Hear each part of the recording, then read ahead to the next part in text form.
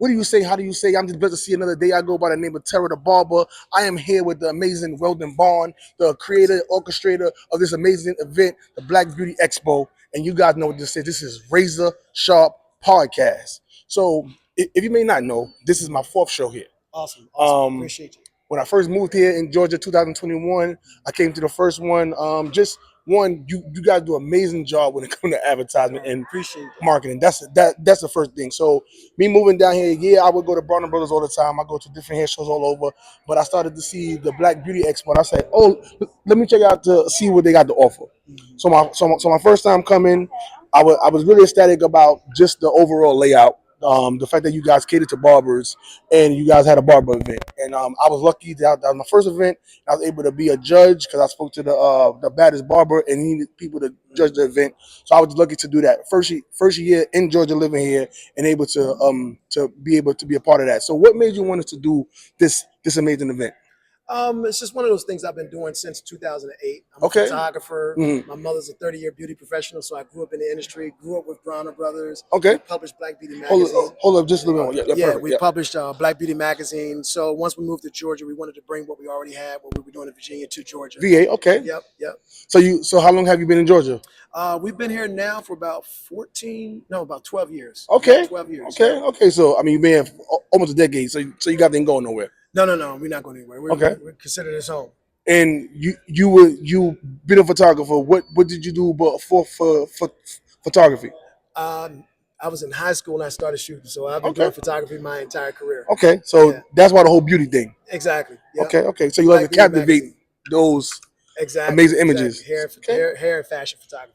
Okay, so because you're a photographer and you're in the fashion world, it would just be a next step was to create something like this to absolutely. cater to it. Yeah, absolutely. Because a lot of our clients, we already knew them in the fashion industry and the hair industry. We started a show in Richmond, Virginia. And there was no major shows, and so we started there. And it was just an opportunity to do something bigger than the magazine we were publishing at the time. Okay. And then from there, it just kind of kept going on, and we took it to Philadelphia, we brought it here to Georgia, and hopefully we take it across the country. What state, with your different states that you do the show, which state gives you the best response? The best response, I would say right now, Atlanta, because a lot of people actually move here from other states. Yes. So you actually get such a diverse group of people that's hungry, that's creative, and we're all about creative entrepreneurship. And so they just match what our vision is for the show. Okay. So, yeah, I would say Atlanta right now is popular. Okay. Now I'm a barber, 14 years vet, and one thing that keep me coming back to the Black Beauty Expo is that you guys cater to barbers, but I would appreciate if you guys cater to it more, like to have a bigger, broader experience for us. I came today for the first class. I'm waiting for the next class. How can we bring more awareness to the barber industry when it comes to the Black Beauty Expo? Well, just staying connected. If we're able to stay connected and communicate. If I can tap into some of the people that even if we get, like, if you said we had you doing the barber competition one year, maybe we get you in doing educating, or maybe somebody that's interested in doing competition or educating. It's just a matter of just opening doors, because like I said, we're all about creative entrepreneurship and just creating opportunities for everybody. So just let us know how you want to expand and what we can do to actually open the platform for you. Yes, because the first 2 years went like this. The first year was me coming in to be a spectator. Then I was able to become a judge, and that was amazing because that was a nice turnout. And I was able to meet a whole bunch of good barbers there that we still go back and forth on social media now. The second year was when it wasn't that big of a turnout for the barbers, so we did. And the baddest barber had me be the host, and he did a showcase where he just showed off his talent. Then the third year, which was last year, was you guys changed the venue, and I went to that one. But I was I was a little bit disappointed. One, because of downsize. I was like, okay, what's going on with the Black Beauty Expo that they had to downsize? Because when you come to like the International Convention Center, it's like, okay, we know it's going to be something big. But then when you guys downsize, I said, all right, well, I don't think I'm going to be going back to the Black Beauty Expo. But then you guys messaged me, say, hey, are you coming this year to the next one? I was like, I don't know, but I saw the address, and I said, okay, well, since you guys went back to the original location, I said one is going to be more spaced out, so I'm going to be able to look and see, and with people knowing that's going to be here, it's going to be more vendors, and that's definitely what it is inside. So I definitely appreciate that. Now, I know being in with the trade industry, it could be up and down. You know what I'm saying? You can have high numbers or you can have low numbers. What made you guys come back here? Well, they called us and asked us to come back. Okay. Actually, the reason we actually left the facility was just a contractual issue with Okay. another event, Mhm. and because of the clauses inside of the contracts, we weren't able to do our show here. So Oh, okay. we didn't choose necessarily Okay. to leave. We kind of had to go find somewhere else because Yes. we were committed to doing the show. So rather than not have the show, we said, "Listen, let's find somewhere we can do it." And we took it to another studio. It was a downsize. Yeah. But nevertheless, a lot of people were able to come out and still, get education, still enjoy the fashion show and stuff like that.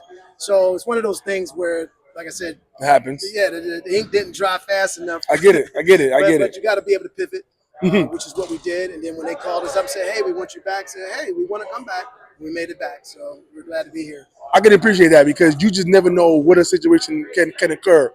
Brown Brothers just made the they wasn't doing no advertising for February. Now we're in February, and it's like, well, we know that they're not gonna have a show because there's no advertising going on. But people are just hungry to be in the mix and to be in the beauty thing. So the fact that you guys are having an event in February and Brown Brothers is not, it just helps me fill that. It helps me fill that void of me normally going to Brown Brothers in February and there's nothing going on, but the Black Beauty Expo is. Right, right. And I'll say this, man. We have the utmost respect for the Bronner family, for the Bronner Brothers show, and our attitude is that they shouldn't have to carry all the weight. Absolutely. They shouldn't have to do everything for the beauty industry. So we look at our show being an added on to the industry. So when they are pivoting and making their changes, hey, we can stand in that gap, and hopefully the industry will continue to grow, continue to be inspired. And then we all can just add what we have to the industry. That's the way we look at some of the other shows that's here in Atlanta. Absolutely. So you was telling me that your wife has this new brand right here called the Blessed Bunny. Tell us a little bit about that. Yeah, you know what? It'd probably be better if I get her over here. Karen, come on over here and tell us Okay. about Blessed Bunny. Blessed Bunny. This is her brand. She just started. Speaking about faith, yeah. hope, and love. Faith, She's hope, and trying love. to touch the hearts of many. Okay, let me Tell get us you in the about middle right here. The Blessed Bunny was inspired by Yeah, you gotta get you in the camera. There we go. Go ahead. the Blessed Bunny was inspired by another fashion brand that had a bunny that wasn't so positive, and so it came into my spirit to have a Blessed Bunny, and so this is where the idea came from for the Blessed Bunny, and it promotes love, hope, and faith. Love, hope, and faith, and that's the mission statement for it. The Yes. love, okay. And we want to build a community because we want to inspire through the Word of God. So on the site, which is in development, this is a pre-launch. Okay. But on the site, there'll be inspirational scriptures and just videos inspiring us through our faith. Amazing. Well, we thank you for that. Yes. We thank you very much. Make sure you guys keep it locked in to the Blessed Bunny because anything that's Black owned and Black promoted and anything with faith, I'm gonna push it. So there you have it. Faith, hope, and love. Yeah, the Blessed Bunny. That. Thank you for that. Appreciate you. So yeah, husbands supporting wives supporting husbands, Black supporting Black. That's exactly what it is. So I thank you for just taking the time out because I definitely wanted to get you on camera. We never. I mean, we've met. We have text back and forth, but we never really had conversations. So I definitely wanted to get you on camera first and foremost to get my audience to see who you are, to see the face behind the Black Beauty Expo. Right. Because we see the beautiful faces and we see what you guys got going on, but it's not that it's not enough for you.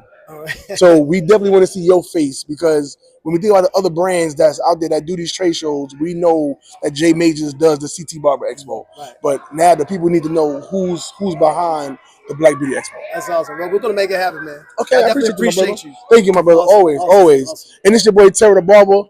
This is Razor Sharp Podcast. Make sure you guys locked in and tell a friend and subscribe. You dig? And we out. Peace. Peace.